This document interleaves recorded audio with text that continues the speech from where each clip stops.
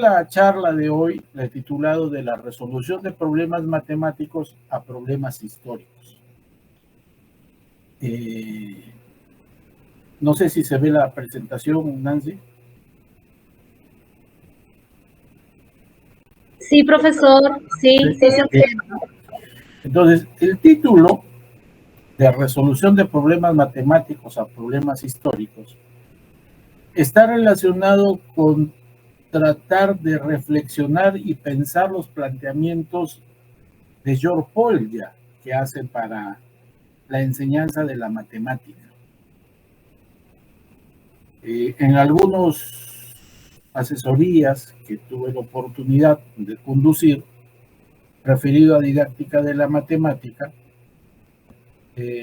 pude conocer algunos planteamientos de este matemático, de George Polya, que plantea la enseñanza de las matemáticas bajo un enfoque inductivo, bajo lo que él denomina un razonamiento plausible, en oposición y en complementariedad al razonamiento demostrativo de la matemática. Y él plantea unas 4 etapas de cómo debería enseñarse la matemática. Obviamente para él la matemática debe partir de situaciones problemáticas, de problemas, y a partir de eso se desarrolla la matemática bajo un enfoque inductivo. Es decir, tradicionalmente la matemática se enseña bajo un enfoque demostrativo. Es decir, el profesor de matemática enseña al alumno fórmulas matemáticas ya acabadas, demuestra cómo se aplica esa fórmula, hace un ejercicio de demostración de la fórmula, de cómo se aplica esa fórmula, demuestra cómo se usa esa fórmula, y los trabajos de extensión apuntan a que el estudiante, ya por su cuenta, desarrolle otros ejercicios donde tenga que aplicar esa fórmula que aprendió en clase. Entonces, eso es un enfoque demostrativo, un enfoque deductivo. Polya plantea darle vuelta a esto, y él dice que lo que se debe buscar en el estudiante no solo es el desarrollo del razonamiento demostrativo, es decir, no solo aplicar las fórmulas a la resolución de ejercicios, de problemas, sino él dice que la matemática debe responder a resolver problemas que parten de la realidad, y a partir de eso él sostiene que el alumno debe, con la ayuda del profesor, intentar solucionar el problema, intentar crear estrategias de solución del problema. Y que en ese tanteo, en ese proceso inductivo de resolución del problema, sin que todavía conozca la fórmula, el alumno va a llegar a descubrir la fórmula y resolver el problema. O posiblemente puede crear un nuevo camino, una nueva estrategia para resolver el problema. Entonces dice, eso es lo que hace el matemático. O sea, el matemático, para poder construir la fórmula, primero hace un trabajo de inducción. Plantea estrategias para solucionar problemas, y una vez que diseña un plan con esas estrategias, construye o descubre fórmulas. Entonces dice, ese es el camino de la matemática, y ese es el camino trazado por el matemático. Entonces él plantea que esa misma lógica debe seguir la enseñanza de la matemática, bajo una lógica inductiva-deductiva, donde el alumno juegue, entre comillas, a ser matemático, a que siga el mismo proceso que sigue un matemático cuando hace matemática. Y para eso él plantea un conjunto de recomendaciones también que debe seguir el docente. Entonces, esos planteamientos de George Polya, que están planteados para la matemática, cuando uno los analiza, creo que no solo sirven para la enseñanza de la matemática, sino planteo la premisa de que estos planteamientos pueden ser aplicables a la enseñanza aprendizaje de diversas áreas, de diversas disciplinas. Y una de ellas es la historia.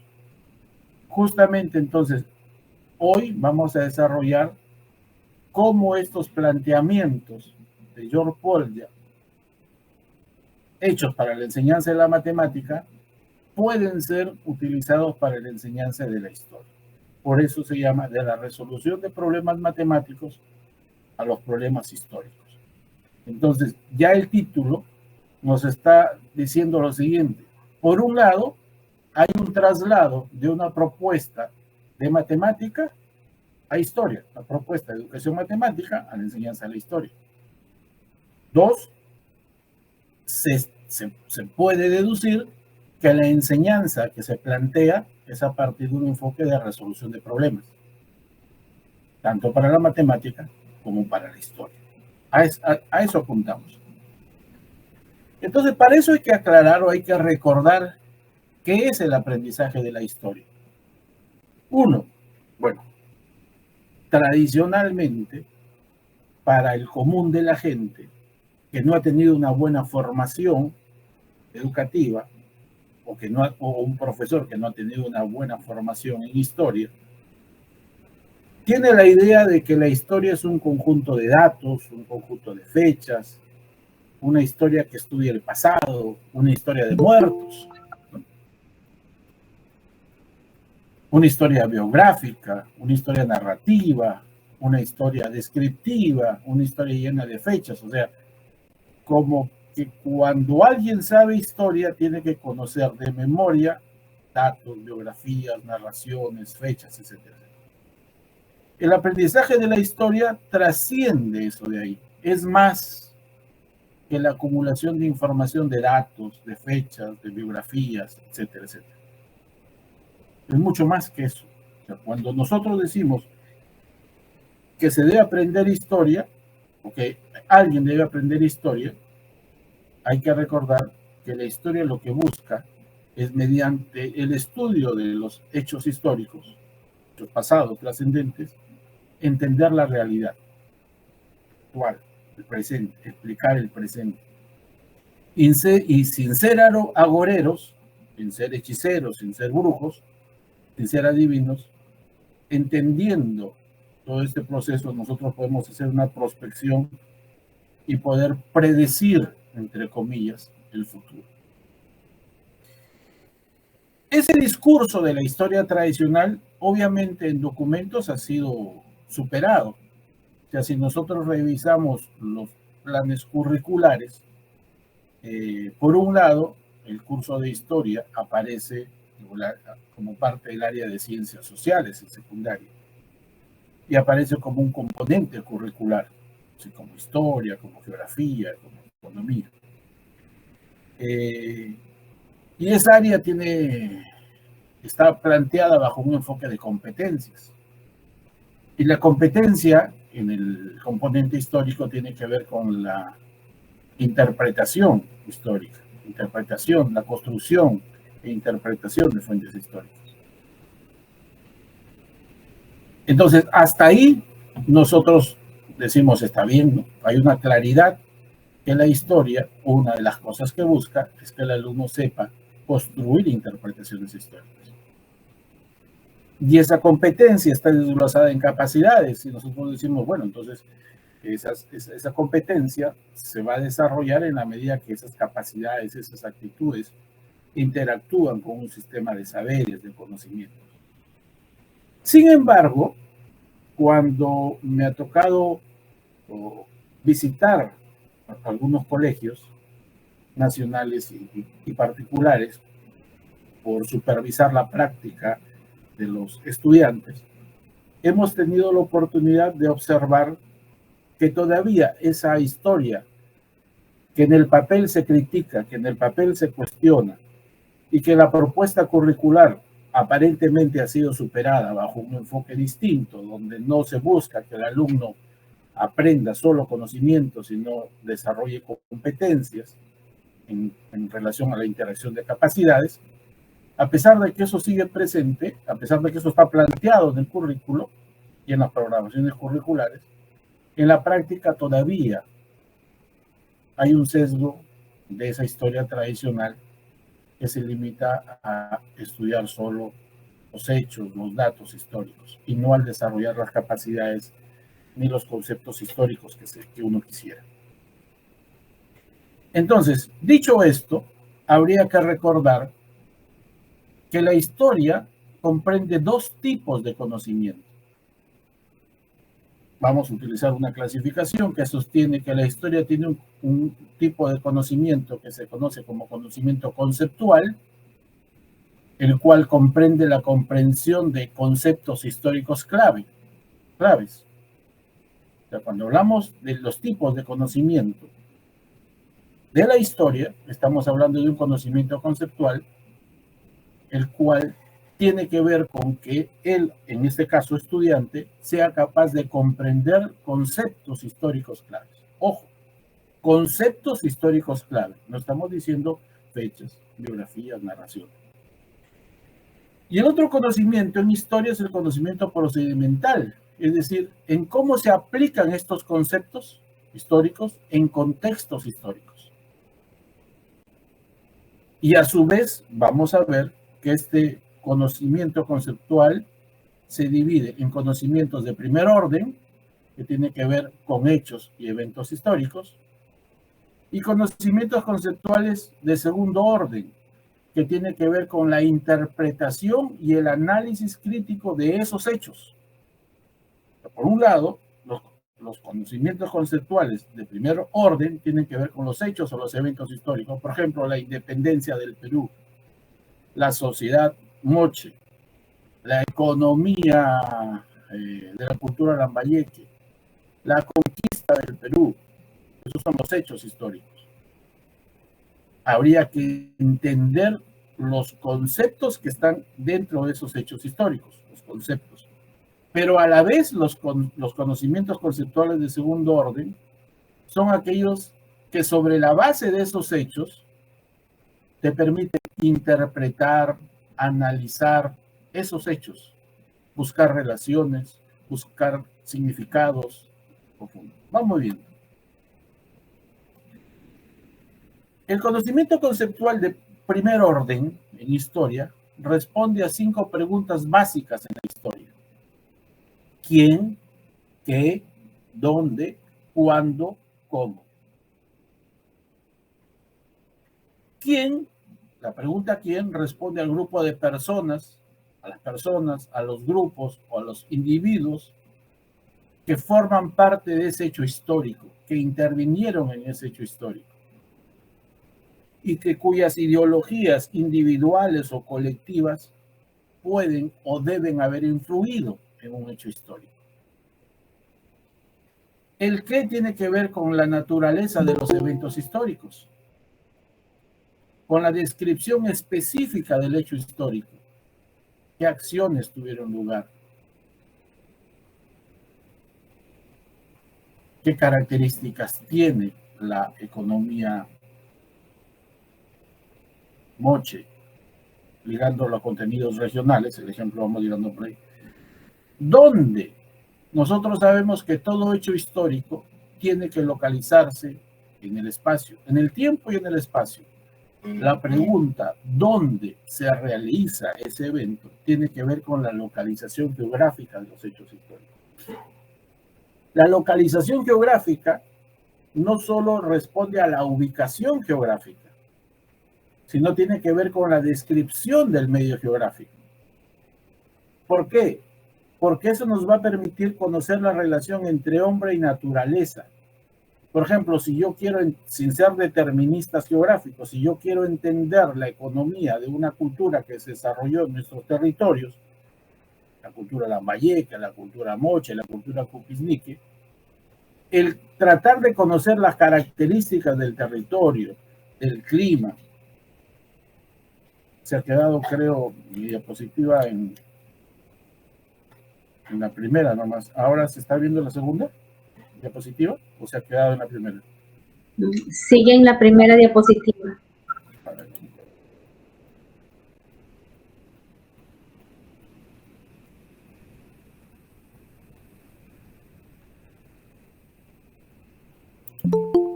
Perdón. segundito. Entonces vamos a volver a...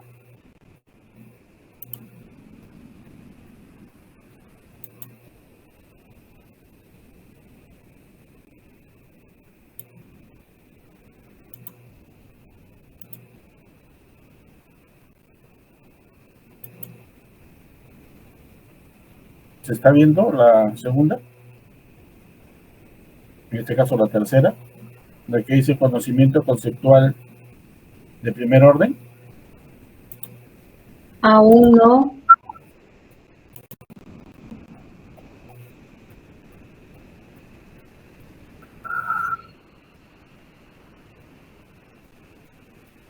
Ya, listo, muchas gracias. Entonces yo les decía, cuando hablamos, eso es lo que les había dicho anteriormente. Sí se ve esto, dice punto 1, ¿no? El aprendizaje de la historia.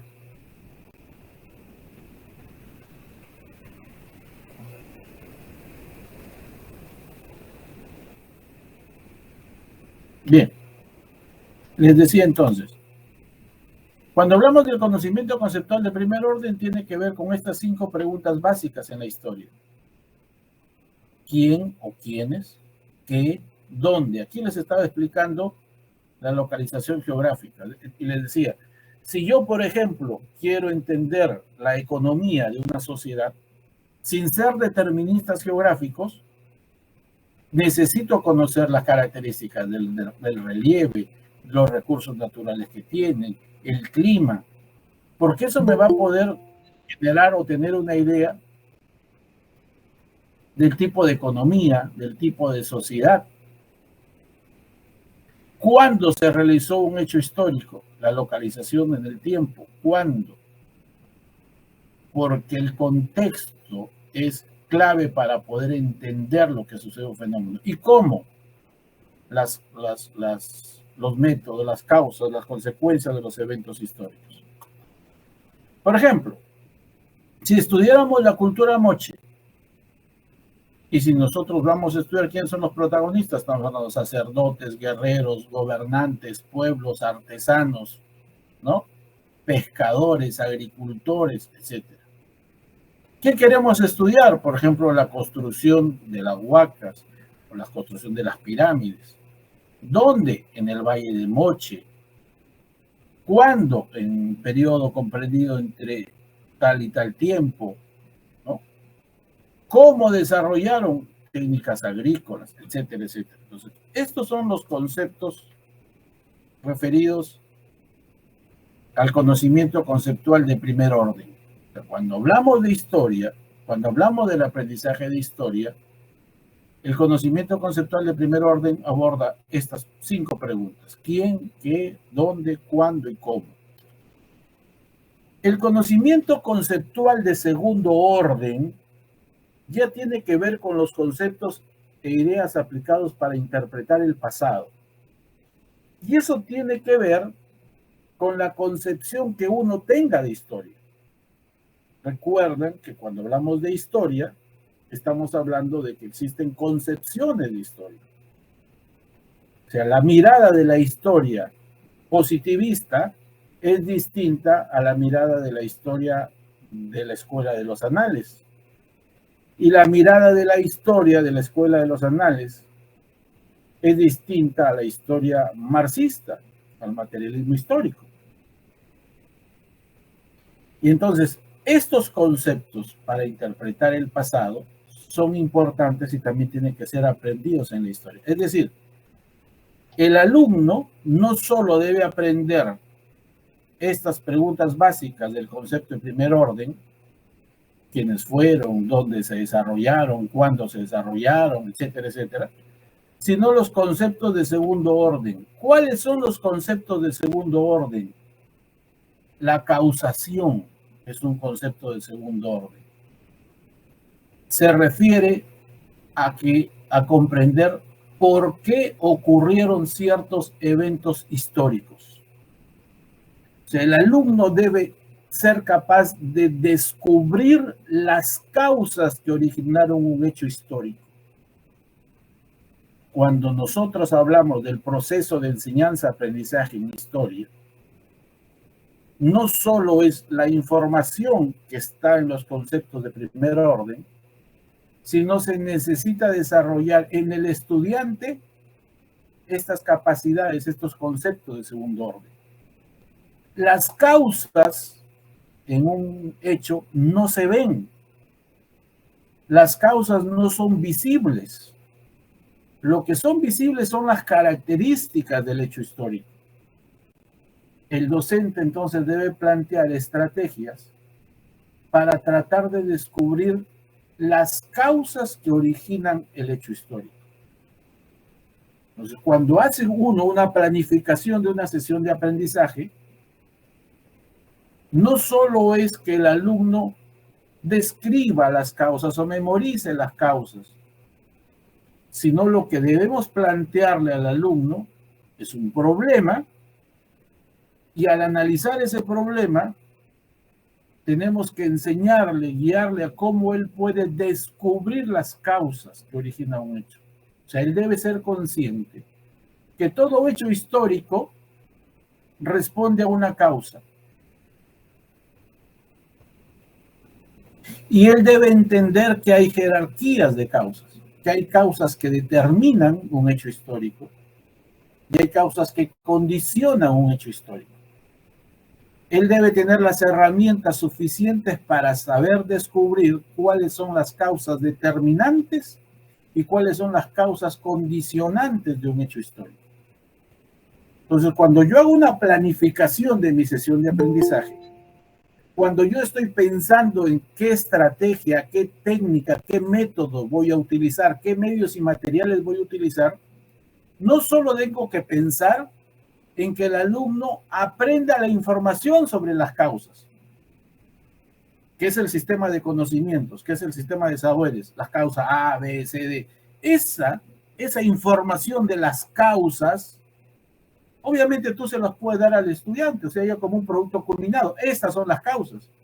O tú se las puedes exponer, o tú se las puedes narrar. Ese sistema de saberes, esos conocimientos, esa información se asimila, y eso es a corto plazo, a corta duración. Es decir, si eres un buen expositor y tú le expones las causas de un hecho histórico, obviamente el alumno retendrá esa información posiblemente en 50 minutos. Pero aquí no estamos diciendo que el alumno debe aprender la información de las causas. Estamos diciendo que él debe descubrir las causas. Que tú le presentes el hecho histórico, le brinde las herramientas para que él sea capaz de responderse por qué ocurrieron ciertos hechos. ¿Por qué hay ciertos factores que determinaron? ¿Por qué hay y cuáles son los factores que condicionaron? Entonces, él debe, a partir de eso, él va a saber que todo hecho histórico tiene una causa. Y obviamente tiene una consecuencia, causa-consecuencia. Y tiene que buscar esas relaciones entre la causa y la consecuencia. Y él debe aprender que esa consecuencia de un hecho histórico se convierte en la causa de un nuevo hecho histórico. Vuelvo a repetir. No estamos hablando del sistema de saberes, de los conceptos de primer orden, donde el alumno te diga las causas son A, B, C, sino que él desarrolla operaciones mentales para poder descubrir las causas que originan ese proceso histórico. Las causas no se ven en un hecho histórico, lo que se ven son las características. Las causas hay que buscarlas, hay que encontrarlas. Por ejemplo, el colapso de la cultura moche. ¿Por qué decae la cultura moche? O sea, lo que vemos es la decadencia de la cultura moche, pero ¿por qué? ¿A qué se debe? ¿Cuáles fueron los factores que determinaron su caída? ¿Y cuáles fueron los factores que condicionaron su caída? Entonces, ese es un concepto de segundo orden, la causación. Dos conceptos, progreso y decadencia. El alumno debe saber que hay dos conceptos. Como como cualquier desarrollo, así como el ser humano, nosotros sabemos que toda sociedad tiene sus fases. Nace, crece, se reproduce el ser humano y muere. Todas las sociedades se originan, nacen, crecen, se expanden, decaen. Entonces, el estudiante debe entender, debe conocer esos conceptos de progreso y decadencia. Debe ser capaz de, analizando un hecho histórico, el descubrir cuál es el periodo de progreso de una sociedad o de un hecho y cuál es la etapa de decadencia. Y eso le va a permitir periodizar el desarrollo de una sociedad. Seguimos con el ejemplo. Esto le permitirá que a partir de los análisis, el análisis de todo el desarrollo de la cultura moche, el alumno sea capaz de descubrir cuál es la etapa de apogeo y cuál es la etapa de declive. Donde yo analizo, qué interpreto, en qué me fijo yo para encontrar cuál es la etapa de apogeo y declive. Otro concepto son las evidencias. La historia se basa en evidencias y es crucial evaluar la calidad y la autenticidad de estos. Es decir, ese es un trabajo del historiador, pero nosotros apostamos a que el alumno recree esa labor del historiador. Entonces, evaluar si los artefactos arqueológicos como las cerámicas y las tumbas, qué evidencias nos permiten tener para reconstruir el periodo moche. Otro concepto es las fuentes primarias y secundarias. Si nosotros estamos hablando que hay que construir interpretaciones históricas, la interpretación histórica se hace sobre la base del estudio, la consulta de fuentes. Y nosotros debemos desarrollar en el estudiante claridad en el concepto de qué es una fuente histórica, qué es una fuente primaria, qué es una fuente secundaria, cómo estas me permiten reconstruir un hecho histórico. Una fuente, por ejemplo, las crónicas de los conquistadores que nos hablen de repente sobre los pobladores yungas, nos puede dar información sobre los moches. Las fuentes arqueológicas nos puede dar información. Entonces, el estudiante debe saber buscar fuentes, identificar fuentes, analizar las fuentes, clasificar las fuentes. Entonces, cuando el proceso de enseñanza-aprendizaje en historia, todo eso que estamos hablando aquí, en estos conceptos de segundo orden, se desarrollan desde la historia. Entonces, ya estamos viendo que cuando hablamos de aprendizaje de la historia, no solo estamos hablando de la cultura moche se localiza históricamente tal, geográficamente tal, su economía es esto, sus características, su organización social es aquello, su decadencia se produjo. No solo la información, sino la información es el pretexto para que el alumno aprenda estos conceptos de segundo orden. Y por lo tanto, las estrategias del docente apuntan también a desarrollar estos conceptos de segundo orden. La causación, progreso, decadencia, evidencia, trabajo de fuentes, manejo de fuentes, crítica de fuentes. El contexto histórico es otro concepto ubicado acá. No podemos entender un hecho histórico fuera de su contexto. O sea, si nosotros analizaríamos, por ejemplo, la religiosidad moche y el sacrificio de los moches, la sangre como un elemento para calmar las lluvias, por ejemplo. Ante un fenómeno del niño, los sacrificios humanos para pedir a los dioses que calmen la lluvia, o sea, la sangre, el sacrificio.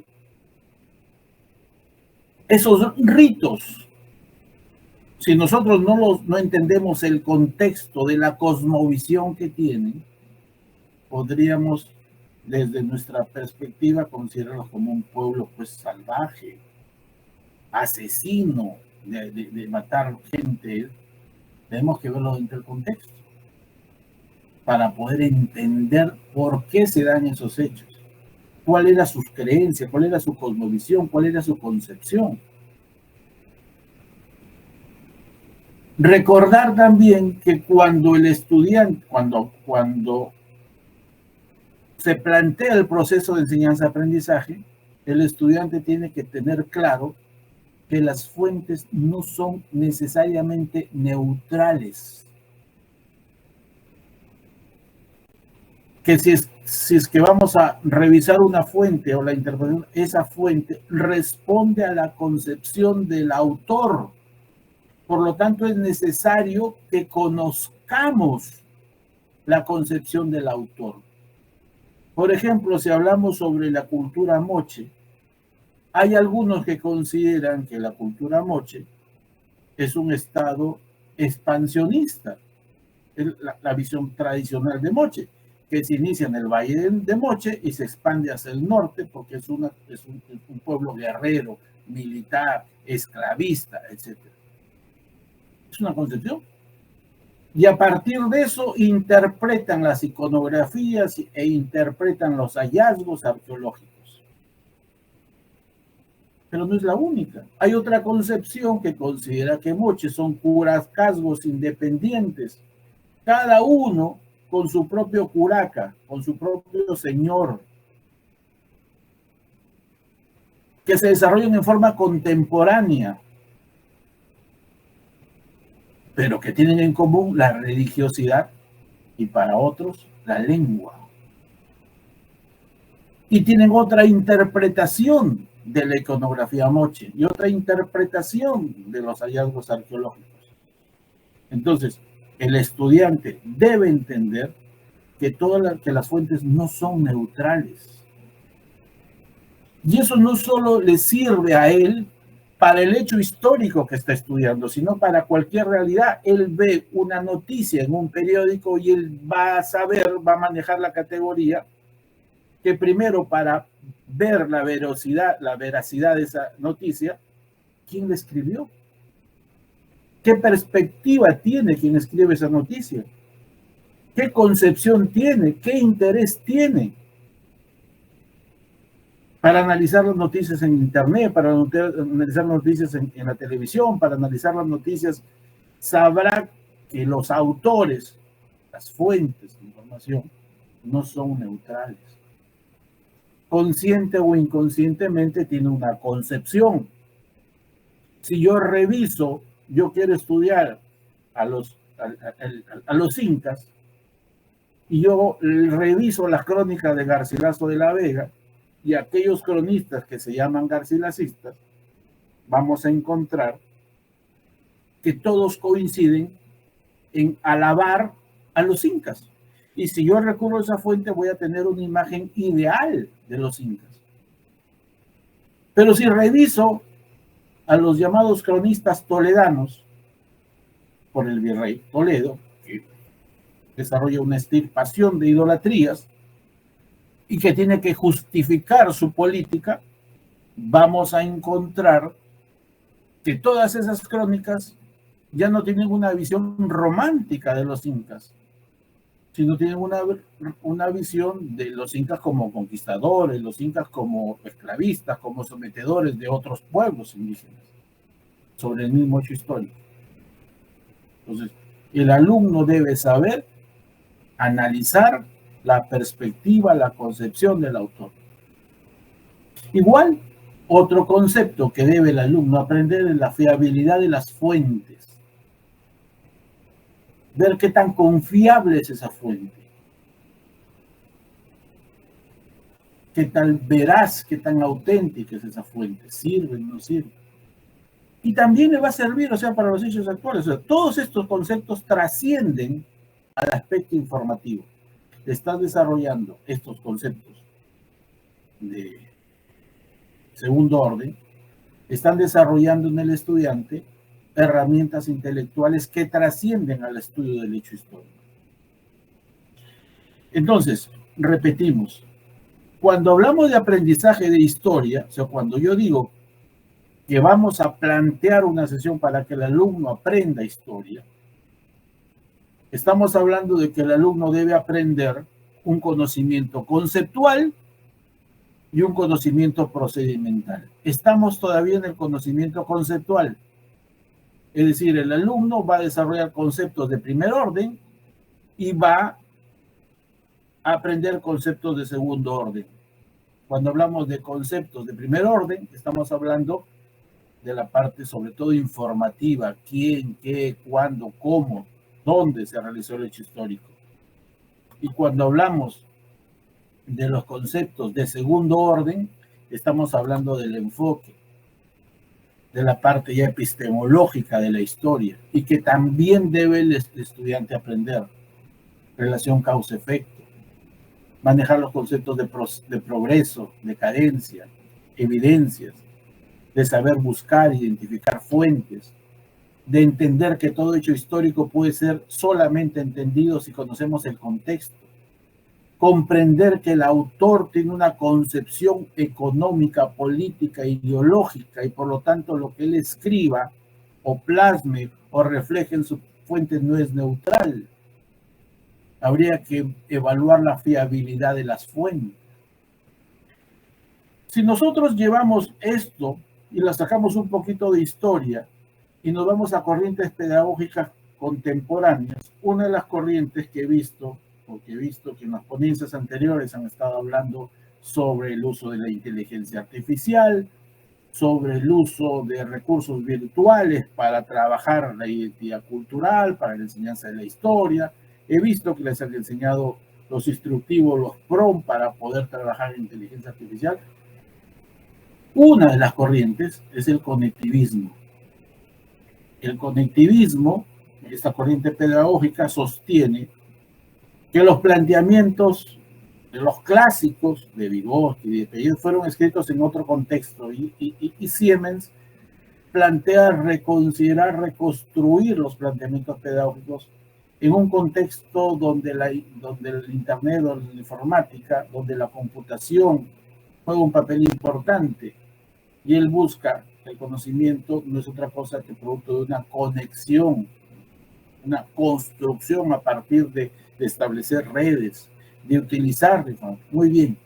Dentro de eso, él habla que hoy, cuando hablamos de aprendizaje, el profesor no solo debe buscar que el alumno aprenda información, sino que hoy, existiendo tal cantidad de información en Internet, una de las cosas que el profesor debe enseñar al alumno es a evaluar las fuentes, a ver si son confiables, el contexto en que se escribe, la perspectiva de quien lo escribe. Es decir, todas estas herramientas intelectuales, todas estas operaciones mentales que forman parte de los llamados aprendizaje conceptual de segundo orden en historia, trascienden a la enseñanza de la historia, sirven para el contexto en que nos encontramos. El segundo conocimiento es el conocimiento procedimental, los procesos mentales que intervienen ahí. Y este conocimiento es aquel que proporciona herramientas y técnicas para llevar a cabo las investigaciones sobre el hecho histórico.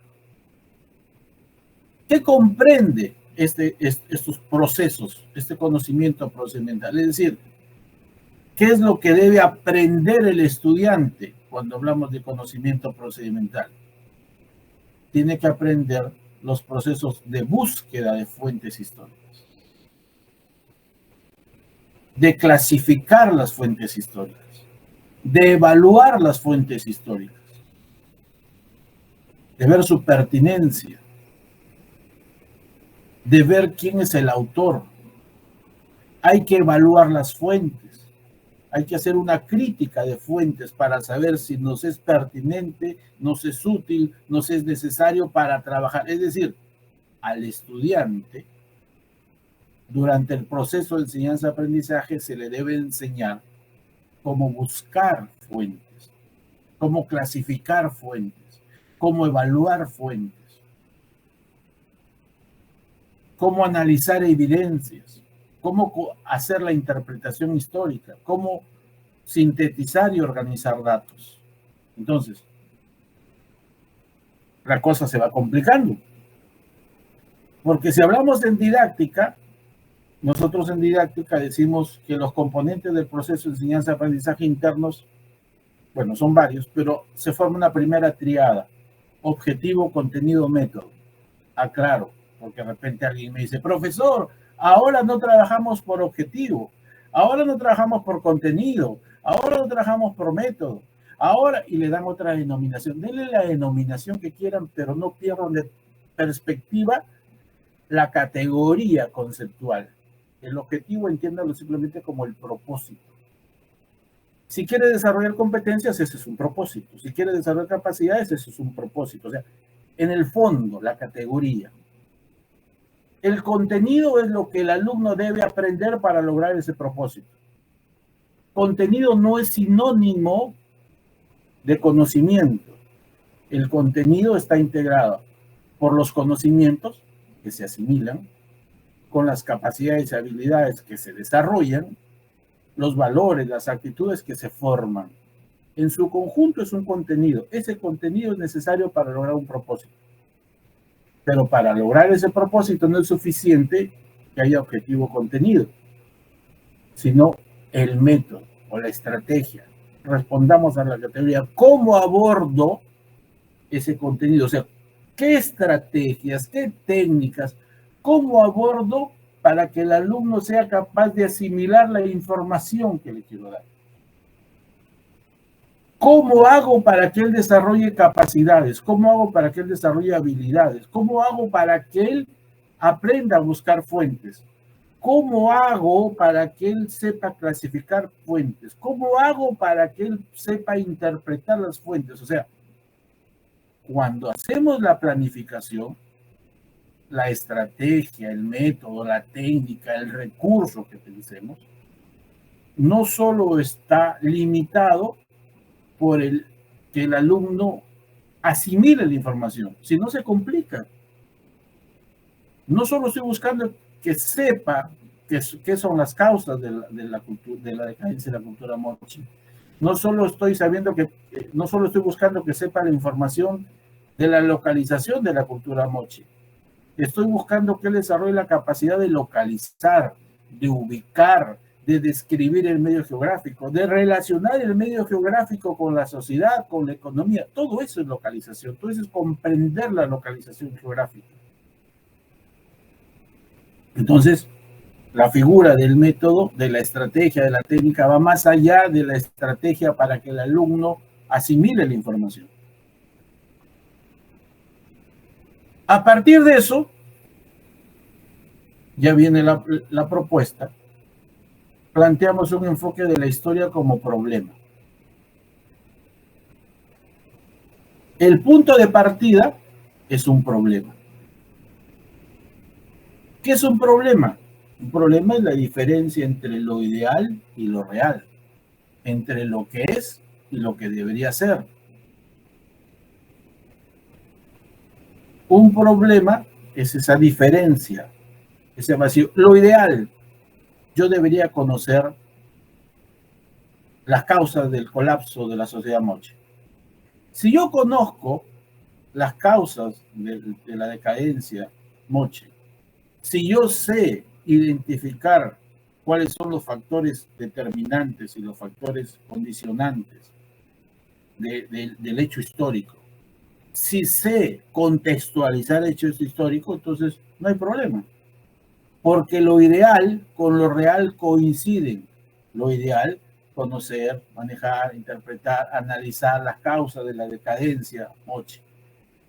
Si yo sé analizar las causas de la decadencia moche, si conozco las causas de la decadencia moche, si sé la relación causa-efecto, entonces no hay un problema. No hay una diferencia entre lo que debo saber y lo que no sé. O sea, ahí ya está. ¿Cuándo es un problema? Cuando hay una diferencia. En lo ideal, yo debo conocer las causas, el proceso, todo de la decadencia moche. En lo real, yo no lo conozco. En la realidad no conozco. Si no conozco, entonces hay una diferencia entre lo ideal y lo real. Ahí hay un problema. ¿Cuándo se soluciona el problema? Cuando logramos el propósito, cuando logramos el objetivo que yo me he trazado. Para un mejor proceso, yo planteo, obviamente, este problema lo puedo describir o lo puedo plantear como interrogante.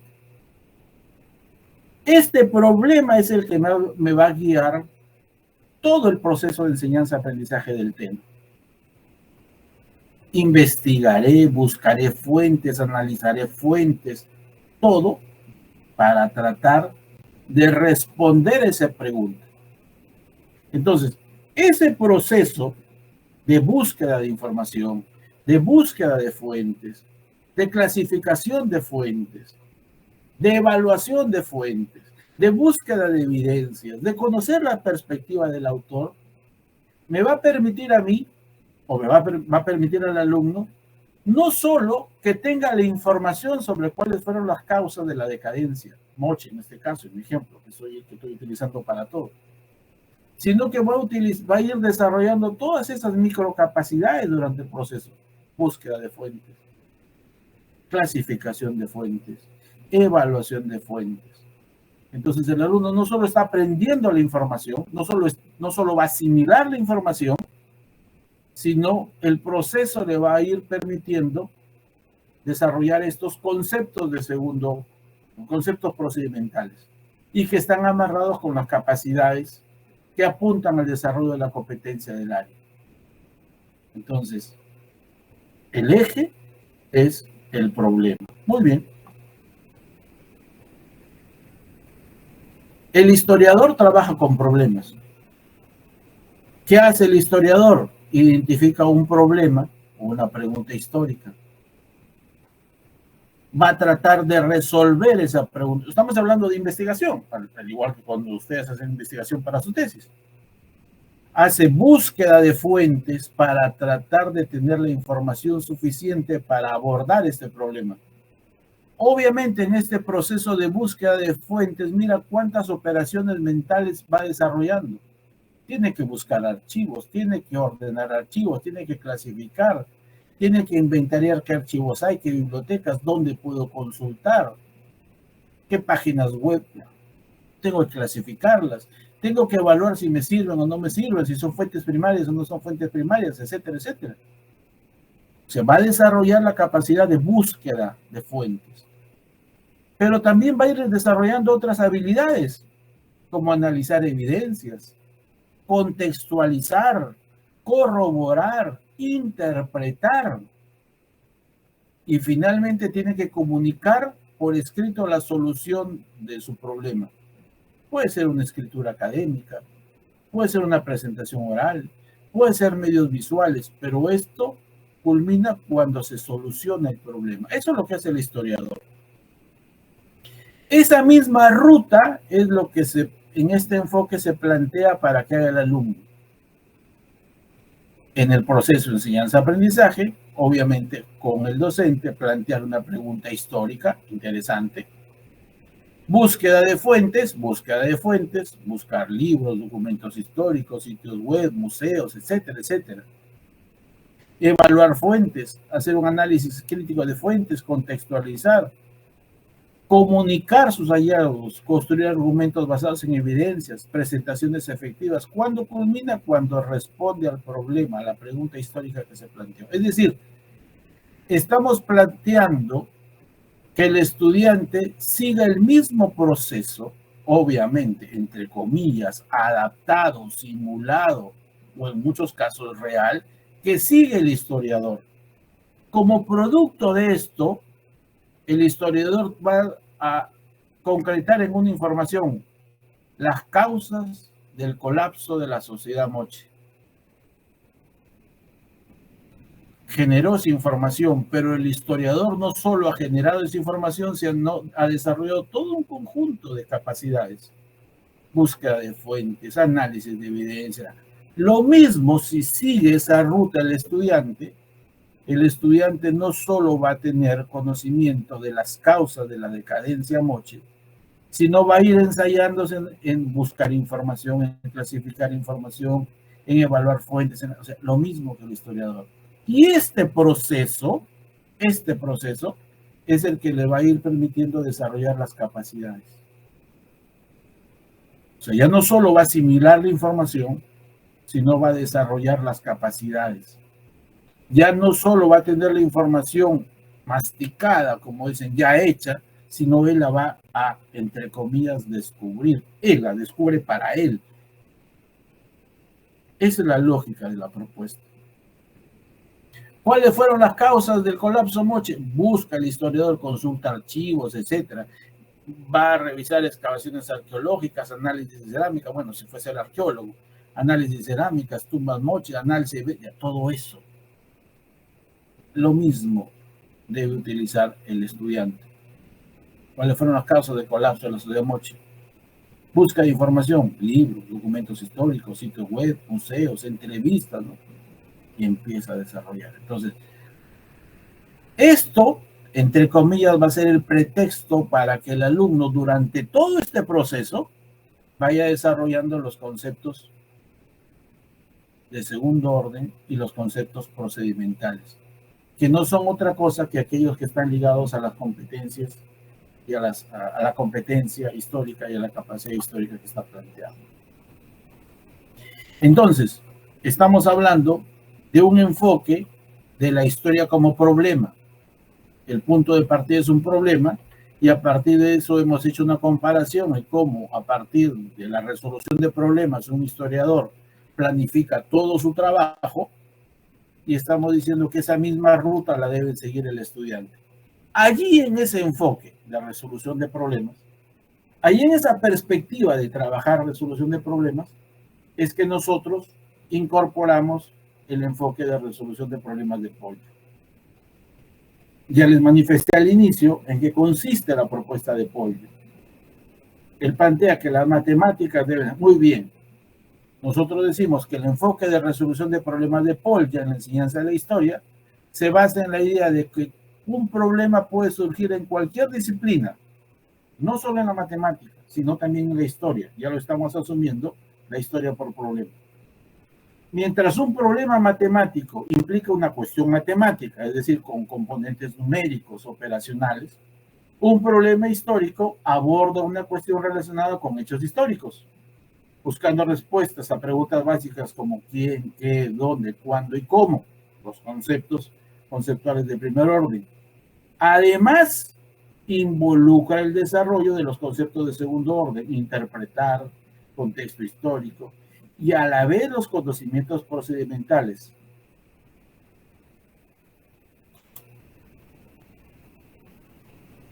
Y seguimos para seguir argumentar que sí se puede utilizar. En la enseñanza de la matemática y la enseñanza de la historia tradicional, la matemática, lo que les dije al inicio, presenta fórmulas y procedimientos como productos terminados. O sea, la fórmula te la presentan. En historia te presentan el conocimiento histórico como información acabada. Te presento, estas son las causas del colapso Moche. Y ahí están, 1, 2, 3, 4, 5, 6. Simplemente el profesor te expone, las memorizas. Es más, te da una lectura sobre lo mismo, te hace un trabajo de grupo, pero ya está hecho, o sea, no descubres nada. Paradigmas emergentes en la enseñanza. En uno de los paradigmas es el enfoque de resolución de problemas, donde la enseñanza debe estructurarse como la ciencia, simulando el ambiente de los científicos. El mismo proceso que sigue el matemático, el alumno para aprender matemáticas, y en ese caso, el mismo proceso que sigue el historiador, el alumno en el aprendizaje de la historia. El razonamiento plausible no es otra cosa que el pensamiento inductivo, está ligado al pensamiento inductivo, donde uno debe plantear hipótesis tentativas de respuesta al problema y tú vas a validarlas en el proceso. ¿No? Vas a plantear tus propias estrategias. Esta es la secuencia que plantea Polya para la resolución de problemas matemáticos. 4. La primera fase le denomina el comprender el problema. La segunda fase, él habla de idear un plan. La tercera fase es llevar a cabo el plan. Y la cuarta fase dice mirar hacia atrás. Obviamente, de repente, con algunos cambios de denominaciones, si tú consultas a algunos otros autores que han releído y reinterpretado a Polya, sin embargo, en el fondo son lo mismo. Comprender el problema implica leer y comprender completamente, en este caso, el problema matemático, identificar la información que existe sobre el problema y qué es lo que se necesita encontrar, considerar cualquier restricción o dato relevante. O sea, eso es lo primero que se pone. A partir de haber comprendido el problema, él propone idear un plan, es decir, el alumno tiene que, junto con el docente, desarrollar una estrategia, él inventar, especular, plantear posibles soluciones para resolver el problema. Identificar algunas fórmulas o conceptos matemáticos relevantes que cree él podría ayudarle a desarrollar su estrategia. Elegir un enfoque de resolución y organizar las etapas, es decir, esto es lo que voy a seguir primero, haría esto, luego aquello, luego lo que sigue. Luego viene la aplicación del plan y luego ya la evaluación, que es mirar hacia atrás, es decir, revisar el trabajo y verificar si la solución dada guarda relación con la pregunta planteada. O sea, realmente la respuesta, la resolución que ustedes han dado responde a la pregunta planteada, soluciona el problema inicial, evaluar si se han seguido los pasos del plan correctamente. ¿Vale? Más o menos eso, en síntesis, es lo de Paul. Eso de ahí, nosotros planteamos que se puede adecuar a un enfoque de resolución de problemas históricos. Y ahí le hemos adoptado. La primera parte sería comprender el problema histórico, es decir, planteamos el problema histórico, se plantea la situación, un problema, el profesor plantea el problema histórico. Es más, a partir de lo que creo que hace 2 fechas ustedes han tenido de cómo aplicar la inteligencia artificial puede convertirse en su tutor, en su ayudante de cátedra. A partir de ahí pedirle que te plantee situaciones problemáticas. Entonces, el alumno, a partir de ese problema que tú como profesor le planteas, él debe leer detenidamente ese problema, ver qué fuentes históricas son las que necesitaría, están presentes ahí, tendría que comprender el contexto del problema histórico, quiénes son los que están involucrados, qué eventos están presentes, identificar cuáles son los conceptos históricos de primer orden, quiénes están involucrados en ese problema histórico, cuándo ocurrió, dónde ocurrió, o sea, todos esos conceptos que hemos visto, tanto de primer y segundo orden, ver si están presentes ahí o plantearlos. En idear un plan de investigación sería la segunda etapa, donde desarrollar un plan de investigación para tratar de solucionar ese problema histórico, que incluye la identificación de fuentes primarias, fuentes secundarias que se necesitan para resolver, para abordar ese problema. ¿Cuáles serían las preguntas claves que me ayudarían a entender mejor el problema? Aquí en esta se introducen los conceptos históricos de segundo orden. Aquí es donde yo tendría que definir cómo voy a evaluar la confiabilidad de las fuentes. Aquí debo considerar que las diversas fuentes pueden responder a concepciones distintas porque los historiadores tienen posiciones diferentes. Analizar las causas y consecuencias de los eventos históricos. La tercera etapa ya viene a cabo la ejecución, llevar a cabo la investigación histórica, es decir, ahora ya empiezo a recopilar fuentes, empiezo a analizar las fuentes, empiezo a clasificar las fuentes, empiezo a examinarlas, empiezo a evaluarlas, ¿no? Identificar los patrones para ver los tiempos, los periodos de tiempo, periodos de progreso, periodos de decadencia, contextualizar los eventos, etcétera, etcétera. Y la última etapa, verificar si su respuesta, o sea, la respuesta que se construye, responde a la pregunta o al problema planteado. Es decir, estamos hablando de un enfoque por problemas también, siguiendo la lógica de Polya. Paul ya plantea ciertas interrogantes para cada etapa, obviamente para la lógica matemática, que pueden ayudar a entender cada etapa. Nosotros la hemos adaptado, por ejemplo, para comprender el problema histórico. ¿Cuál es la pregunta del hecho histórico que estamos tratando de responder o el problema que debemos responder? O sea, ¿tenemos claridad? ¿Cuál es la pregunta? ¿Cuál es el problema que debemos resolver? A ver, definirlo, aclararlo. Para solucionar ese problema, ¿cuáles son las fuentes históricas que tenemos disponibles? Habría que identificar qué fuentes tenemos sobre ese tema. ¿Cuál es el contexto histórico en que se desarrolla ese problema? Habría que comprender la época, el lugar, los eventos relacionados. Tenemos información, o sea, necesitamos información para eso. ¿Existen restricciones? ¿Hay alguna restricción o alguna condición para abordar este problema?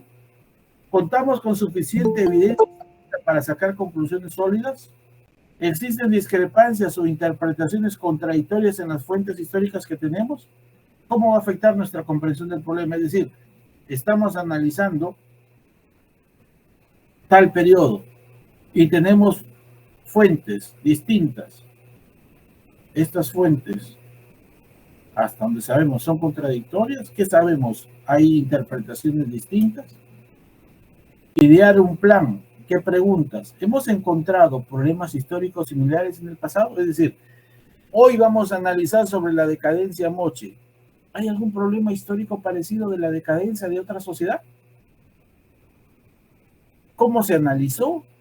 ¿Qué factores determinaron eso? ¿Esa lógica me puede servir para este hecho? ¿Me puede dar algunas ideas que me sirvan para abordar el problema actual?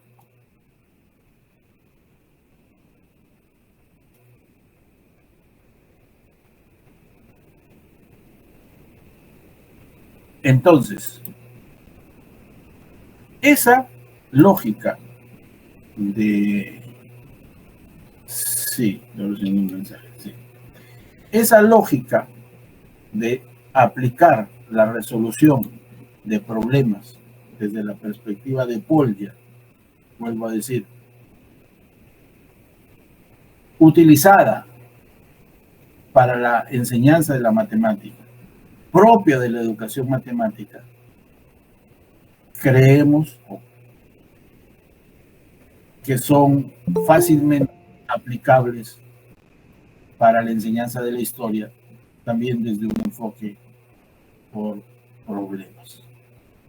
Entonces, eso es más o menos, profesores, lo que quería compartir hoy, en esta propuesta, dentro de este marco de experiencias, bueno, genuinas. Bueno, no es genuina en el sentido de que es una propuesta de la enseñanza por resolución de problemas para la matemática de este matemático húngaro, Polya, pero lo que nosotros estamos planteando, que esa misma lógica, ese mismo planteamiento puede servir para la enseñanza, en ese caso, de la historia, obviamente, respetando sus fases, pero adaptando las características a la enseñanza, aprendizaje de la historia.